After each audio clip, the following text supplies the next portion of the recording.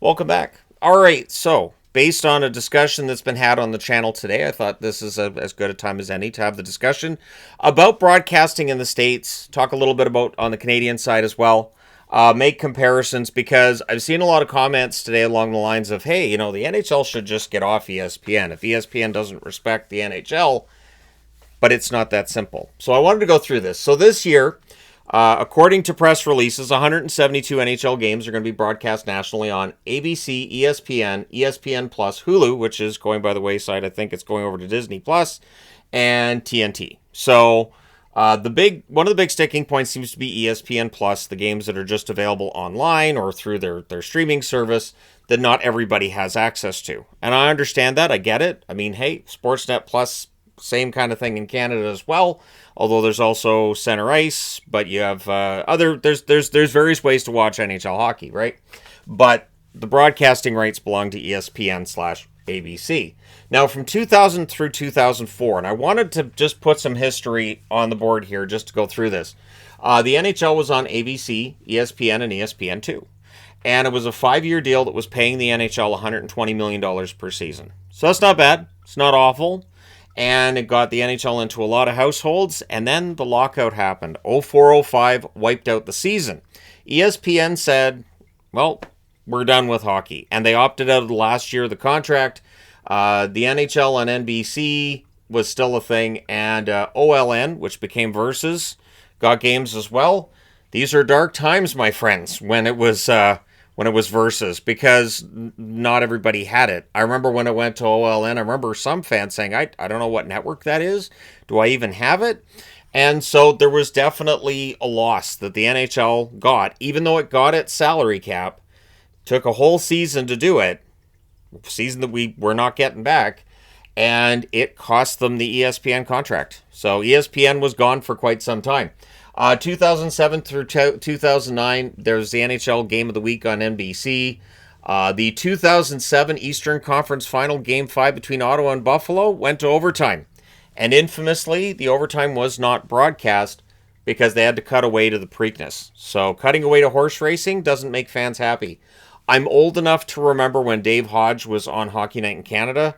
They cut away from Hockey Night in Canada before an overtime for regularly scheduled programming, and he was disgusted that they would cut away from an overtime game for anything else. And so, yeah, there has been times where broadcast networks have been like, that's enough of that, and they'll just cut away to something else. And I'm always a little bit surprised when NHL games go to double overtime, triple overtime, that there aren't American broadcasters that say, this has gone so long. We've got to get our other broadcasting stuff on, because we don't always see the ratings that are that great. So not only would networks be panicking because this game could go on for another 4 hours, but they know that the actual ratings aren't going to be where you'd like them to be in that time slot, right? So the Winter Classic, the first Winter Classic, January 1st of 2008, it was the highest rated NHL game for regular season matchup since 1996. So all the hype for the Winter Classic goes back to that first one, which of course was preceded by the Heritage game between Montreal and Edmonton in the minus 146 degree weather in Edmonton. But hey, Jose Theodore had that cool toque on top of his mask while freezing to death. But all kidding aside, Winter Classics outdoor games became a big deal, and it starts there. April 19th of 2011, NBC and Versus announced a 10-year contract. This 10-year contract would pay the National Hockey League $200 million a season. So that's a good deal. The problem was, it's still not in enough households. NBC and Versus sure tried their best, but you still needed something more. You're still looking for a little more money, and you're still looking for more households to get it. And the biggest network of the networks is ESPN. I know there's people who don't like ESPN, and I get it. There are plenty of people here in Canada who don't like Sportsnet, but they're the biggest. And so when the National Hockey League had a chance to work with ESPN, they get back on the network. March 10th of 2021, ESPN signs the 7-year contract, which is still in effect now, with the NHL. TNT and ESPN together pay $4.5 billion over the 7 years of the contracts with the National Hockey League, and they more than tripled how much money the NHL was bringing in from the American TV deal over the previous deal Plus, they're in more households. So whenever I hear people saying, well, take the NHL off ESPN, it's a dangerous proposition, because where are you going to go? And I think the NHL needs ESPN more than the ESPN needs the NHL. ESPN did fine from 2005 until 2020. There weren't any NHL games on then, for them anyways. Now, in Canada, you've got two networks you can go on if you want to be national. It's TSN and Sportsnet. So when they announced the extension of the TV contract between Sportsnet and the NHL, there were some, myself included, who felt like it would have been nice to see TSN get a little something more, maybe sort of like ESPN and TNT, give TSN some of the national games. But no, that all stays with Rogers/Sportsnet. But on the U.S. side, there are options, but ESPN's still the number one. There's Comcast, which of course is NBC Sports. Well, they've been with NBC before. Disney, which owns ESPN and ABC. So that's a big tie-in. That's a tie-in to a lot of money. And Disney does some NHL cross-promoting as well. Not a lot, but they do some cross-promoting too. Fox, of course, runs Fox Sports. They do pretty well with the NFL. I don't think Fox Sports necessarily has a lot of interest in the NHL. We haven't seen the NHL on Fox Sports. So, yeah, they're pretty happy with what they have. Paramount, of course, runs CBS. I don't think we'll see CBS coming in and trying to get into the NHL side of things either. They have a pretty good deal going with the NFL.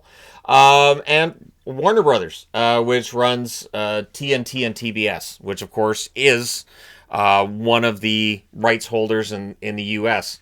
So, by my count, those are the national ones. It also showed like FanDuel, but the FanDuel one they were talking about that was national is not the same as like the FanDuel regional that we have for a lot of the broadcasts, and that's different. So the regional broadcasts are a completely different setup. I just wanted to focus on the national broadcasts. Now, the deal with ESPN ends after the 2027-2028 season. So you have this year and you have 2 more seasons, and then it's done.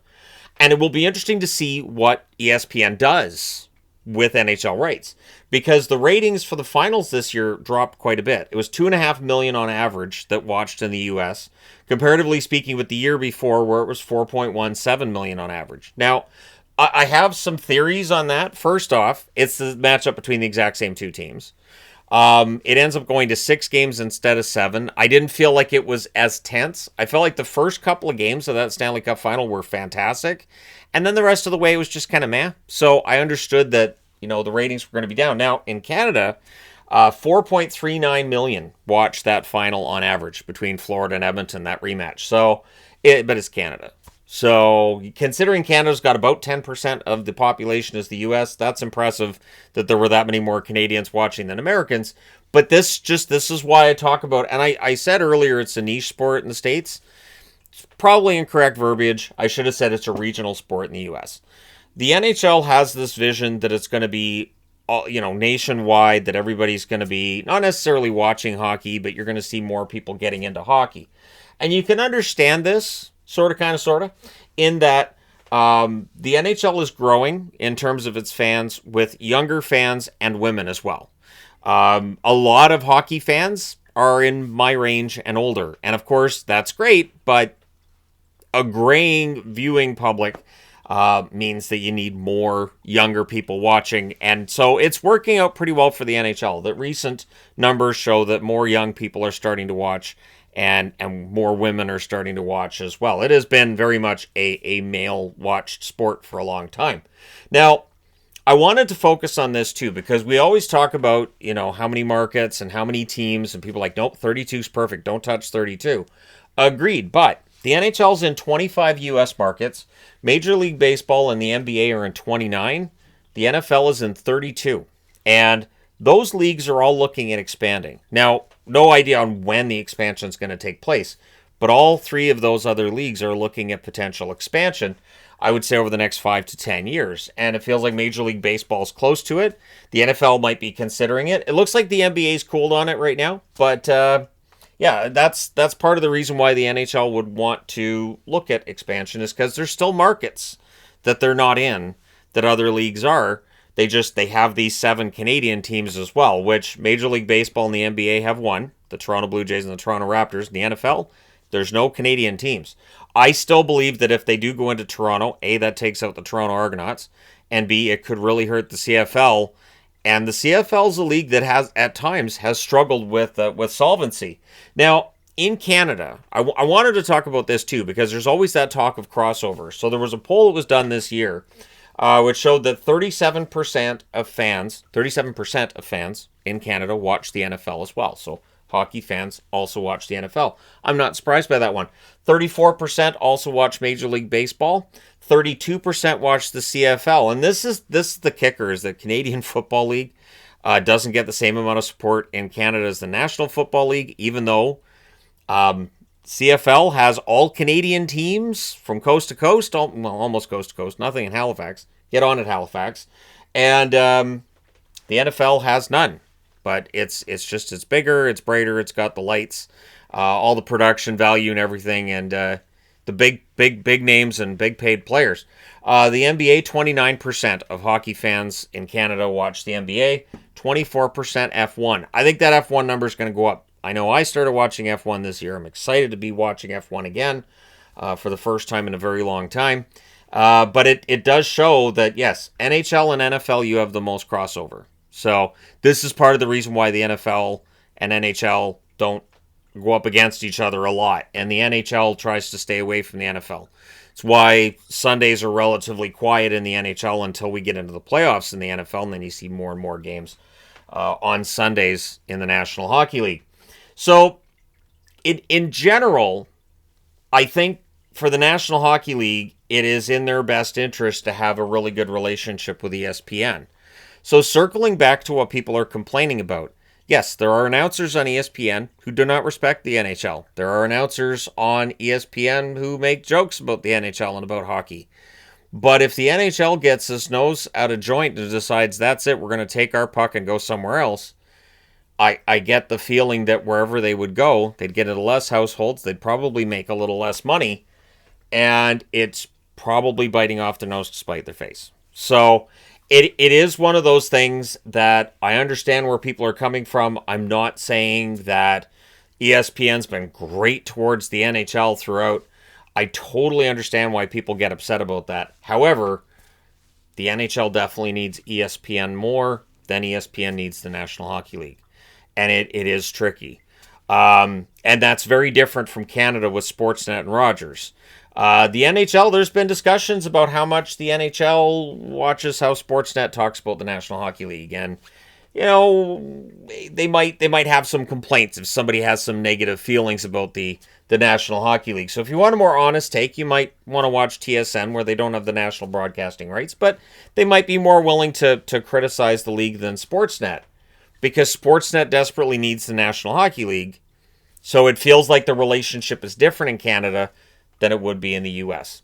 But there you go. I wanted to put that on the board today. I wanted to have a discussion. So thank you guys so much for watching. Let me know your thoughts in the comment section below as always. That being said, thank you guys so much for all your support. It's complicated. Anytime you talk about broadcasting in the United States with the National Hockey League, it is complicated because they are up against these powerhouses of ratings in the Major League Baseball, NBA, and NFL circles. And I don't think the NHL is ever going to outdraw those leagues, and I'm okay with that. In some regions it will, because it is a regional sport. The National Hockey League really does have its sights set on becoming a national sport in the U.S. and breaking into those markets. I honestly, and I'm going to say this as absolute flat-out honesty, I know the National Hockey League isn't going to work in all markets. I think it can work in Atlanta with the right ownership. I think it will work in Houston. I think Houston's absolutely a place where it can work. I think it would work in Portland as well if they put one there. And I think Milwaukee, being a nice, small market, I think that could work too. There are various markets where it can work, and the NHL's aware of this. It's about having billionaire owners. You have to have billionaire owners now that the average value of a franchise is at $2.1 billion in the National Hockey League. And I think it's just about finding those markets and those right owners. So It's a complicated issue. I wanted to discuss it. I wanted to throw it on the board. Now let me know your thoughts in the comment section below. As always, hit like and subscribe in the event you may not have done so already. Thank you guys so much for watching, no matter what country you're watching from. Thank you guys so much for all your support. I will talk to you again soon.